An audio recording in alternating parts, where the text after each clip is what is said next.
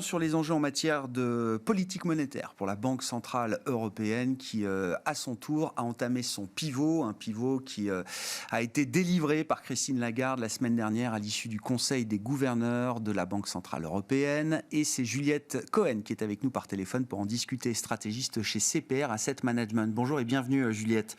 Merci beaucoup d'être avec nous. Oui, je le disais, la poussière retombe un peu, on essaye d'y voir un peu plus clair dans la stratégie désormais de la Banque Centrale Européenne. Christine Lagarde a eu l'occasion de s'exprimer à nouveau hier, pour la première fois depuis sa conférence de presse de jeudi dernier à la suite de la réunion de la BCE. Juliette, la première question, il n'y a pas de quiproquo entre la manière dont le marché a perçu le discours de Christine Lagarde jeudi dernier et les objectifs poursuivis par Christine Lagarde en termes de communication.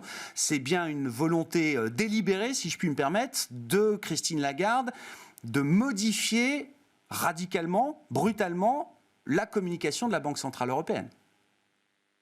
Oui, tout à fait. Hier, dans sa déclaration, elle a confirmé ce qu'elle avait laissé entendre au moment de la conférence de presse de jeudi dernier. Il nous semble cependant qu'elle a légèrement infléchi son discours, et notamment en réponse à une question en disant qu'il n'était pas nécessaire de se hâter dans le mouvement de resserrement de la Banque Centrale Européenne. Donc voilà, c'était juste une légère nuance par rapport au discours de jeudi dernier. Bon, sauf que les vannes sont ouvertes, Juliette, et encore une fois, le marché a pris le signal très très au sérieux. Si effectivement il faut vivre avec l'idée que les achats vont s'arrêter plus vite que prévu, que le taux de dépôt sera peut-être ramené à zéro plus vite que prévu là aussi, quel peut être désormais le cheminement de ce processus du côté de la Banque Centrale Européenne ? Alors, il est probable qu'à la réunion de mars prochain, la BCE va annoncer l'arrêt prématuré de ses achats d'actifs. Donc, elle va revenir sur les annonces qu'elle avait faites en décembre dernier. Et là, pour la fin des achats d'actifs, tout va dépendre de ses prévisions d'inflation. Donc, on attend de nouvelles prévisions d'inflation qui vont être revues en hausse, notamment pour 2023 et 2024. Elles étaient jusqu'à présent à 1,8%. Donc, c'est vraiment 2024 qui va être clé, savoir si on reste en dessous des 2% ou si on se place à l'objectif. Et donc après, l'arrêt des achats d'actifs, si c'est annoncé fin du deuxième trimestre, on va vers, ou début du troisième trimestre, on va potentiellement vers une hausse de taux dès septembre prochain. Et donc ça laisse la place pour 2 hausses de taux en 2022. Et si l'arrêt se fait plutôt au troisième trimestre, on va vers une hausse de taux au quatrième trimestre en décembre prochain. Donc il nous semble, nous, que si on se place dans la suite des propos de Classnot, un des membres les plus hawkish de la BCE, lui évoquait une hausse de 25 BP au quatrième trimestre 2022, puis une autre au printemps 2023. Donc on serait plutôt dans l'idée d'une hausse de taux pour l'année 2022. Quel sera le coût de cette normalisation, Juliette ? Le prix à payer, on l'a déjà vu en partie depuis jeudi dernier sur le marché obligataire européen, sur les écarts de taux entre les différents pays de la zone euro. On est encore dans quelque chose comment dire ? On est encore en terrain connu de ce point de vue-là, j'entends bien Juliette, mais on a vu quand même des mouvements d'écartement de spread qui sont rapides et impressionnants. Oui, tout à fait. Les mouvements d'écartement de spread périphérique ont été assez rapides et assez marqués. Là, ça semble se calmer un peu aujourd'hui. Là-dessus, Christine Lagarde a aussi dit que la BCE avait les moyens, avec les réinvestissements, d'éviter toute fragmentation financière de l'institution. Et ça, je pense que peut-être le marché va tenter de tester un peu la BCE sur ce point-là. Donc, il est possible qu'on voit encore des mouvements un peu plus marqués sur les spreads périphériques. Voilà ce qu'on peut dire pour l'instant. 160 points de base entre le 10 ans italien et le 10 ans allemand, c'est juste une étape, on peut voir beaucoup plus. Où est le seuil de douleur si à un moment, la BCE doit quand même prendre en compte les réactions de marché, l'impact également sur le coût de financement des États, est-ce qu'on est encore loin du compte de ce point de vue-là ? Alors, si on regarde ce qui avait été fait, les annonces préalables sur le PEP, par exemple, on voit que vers 180-200 de spread, c'est quand même des niveaux qui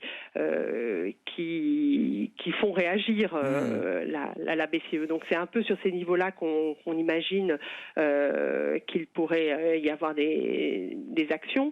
Voilà. Alors après, nous, on se dit qu'en termes d'investissement, on va revenir graduellement sur le spread italien, mais vraiment avec prudence, en se donnant des marges jusqu'à ces 200 BP de spread. Ouais. Si il faut effectivement apprendre à vivre demain en zone euro sans QI, sans achat net et avec un taux de dépôt ramené à zéro, est-ce que cette situation en matière de politique monétaire, ce nouveau réglage attendu en matière de politique monétaire, est-ce qu'il confère une responsabilité, un poids encore plus important à la politique budgétaire et notamment au nouveau cadre budgétaire qui doit être mis en place par les chefs d'État et de gouvernement pour les prochaines années en zone euro, Juliette ? Oui, tout à fait. Alors, ce qui a été marquant dans cette crise de Covid, c'est qu'il y a vraiment une complémentarité entre les politiques monétaires et budgétaires. Aujourd'hui, compte tenu des niveaux d'inflation et du taux de chômage aussi qui est au plus bas historique dans la zone euro, il est normal que la BCE commence à parler de normalisation. Côté budgétaire, on dit qu'il est encore un peu tôt pour enlever le soutien budgétaire. Maintenant, il faut aller sur des mesures qui seront plus ciblées et on voit que le budget 2022 est encore assez expansionniste en zone euro. La question est clé pour 2023. C'est des choses qui commencent à être négociées au niveau européen et la France, avec la présidence du sommet européen, a l'intention d'aborder ce nouveau modèle de croissance européen qu'elle appelle de ses voeux. Il y a aussi tout ce qui entoure le plan de relance européen. Il y a quand même des montants colossaux qui vont être investis en 2022 et 2023. C'est à peu près 150 milliards d'euros par an au niveau européen. Donc c'est aussi assez important. Et puis la question qui va se poser au printemps, c'est est-ce que on revient en 2023 aux règles du pacte de stabilité et de croissance, ou est-ce qu'il y a encore des dérogations qui sont possibles pour soutenir l'investissement européen, notamment dans certains domaines clés. On pense numérique, on pense transition climatique. Et là, évidemment, on imagine que quelque chose va se faire dans ce sens-là. Quelque chose, qu'est-ce que ça peut être, Juliette, si effectivement ce serait trop inconfortable pour tout le monde de revenir aux règles précédentes, qu'est-ce qu'on peut imaginer comme souplesse dans le cadre général, qui sera peut-être celui de demain ? Alors dans le cadre actuel, on pourrait imaginer que certains investissements, donc ceux qui sont axés sur les priorités de l'Europe que j'évoquais précédemment, pourraient sortir des règles de calcul européens sur les déficits.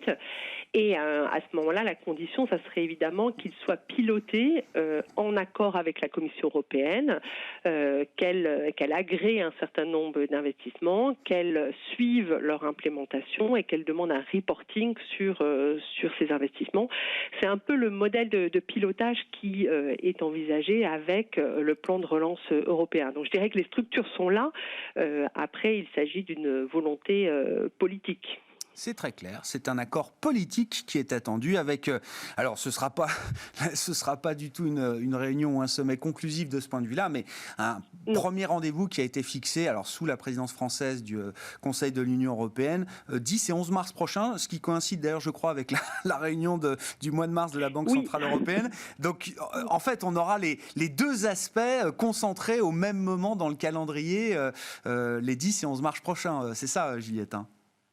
Oui, il y a un agenda chargé. Oui, ce sera un mois de mars très intéressant de ce point de vue-là. Merci beaucoup pour cet éclairage, Juliette Cohen, qui était avec nous par téléphone, stratégiste chez CPR Asset Management.